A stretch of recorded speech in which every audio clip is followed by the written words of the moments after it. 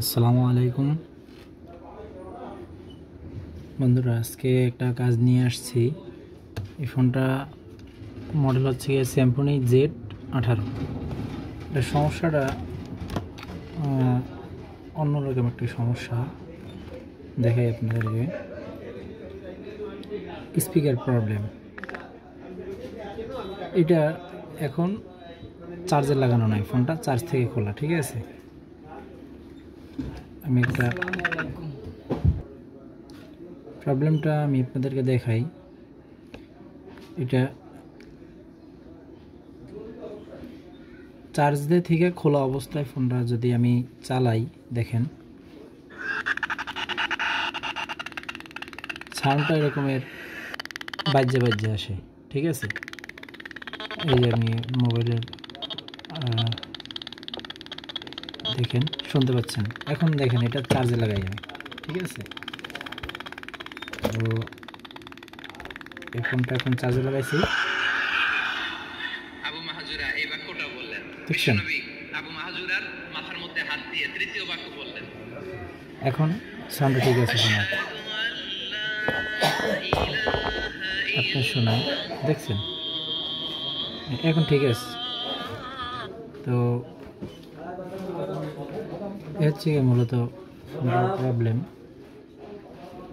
তো চলুন দেখি ইনশাল্লাহ এটা কীভাবে সমাধান করা যায় বা কী সমস্যা হইতে পারে। প্রথমত ফোনটা খুলি আমরা, ঠিক আছে।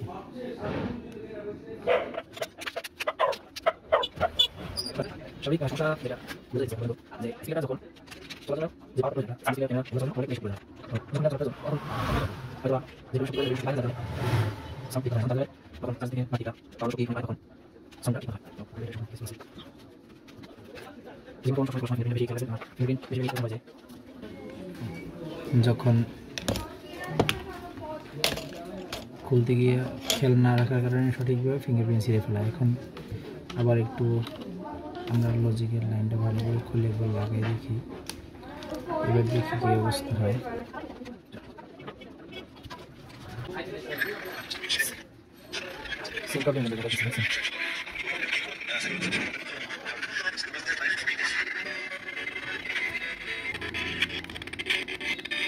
দেখেন, যখন আমরা চার্জে লাগাই তখন কিন্তু ঠিক হয়ে যায়, ঠিক আছে। একটা অলরাউন্ডার বাংলাদেশ টিমে এসে একটা ম্যাচে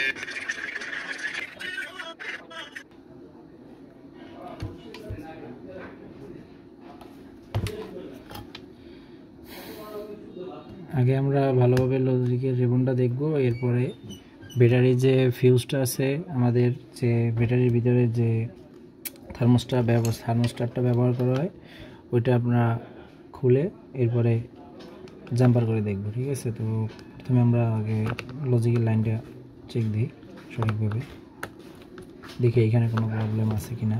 হইতে পারে না বুঝে শুধু ডাইরেক্ট আইসির উপরে অ্যাটাক করা যাবে না, আইসির উপরে হাত দেওয়া যাবে না।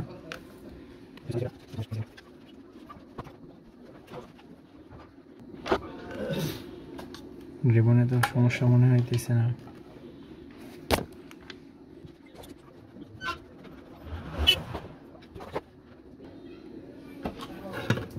এখানে আমরা মাল্টিমিটারটা বিপ মোডে নিব, এরপরে এখান থেকে লাইনটা চেক দেব যে লজিকের যে লাইনটা এই পর্যন্ত ঠিক আছে কিনা সব কিছু।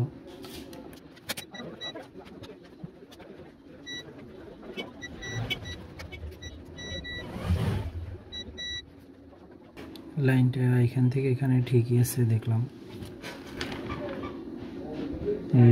রেজিস্টার আছে দুইটা চেক দিই, ঠিকই দেখাচ্ছে।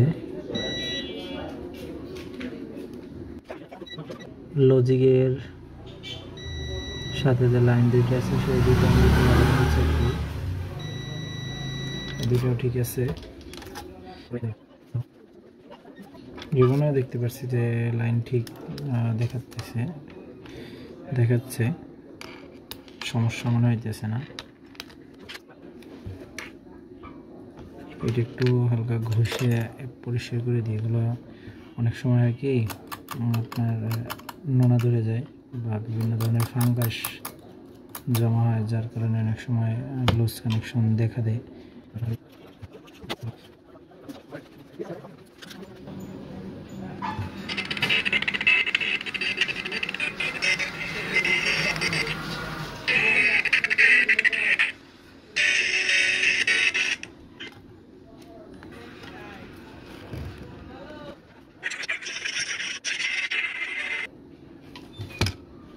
এবার আমরা ব্যাটারি ফিউজটা শর্ট করে দেখব।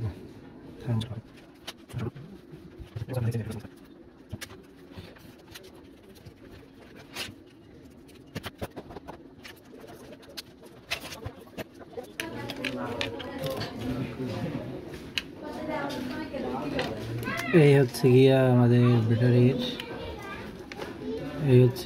ব্যাটারির মূল যে ফিউজটা, এই যে এটা আপনাদের দেখাই, এই যে দেখছেন এইটা হচ্ছে গিয়ে ফিউজটা। তো এটাকে শর্ট করে দেখি।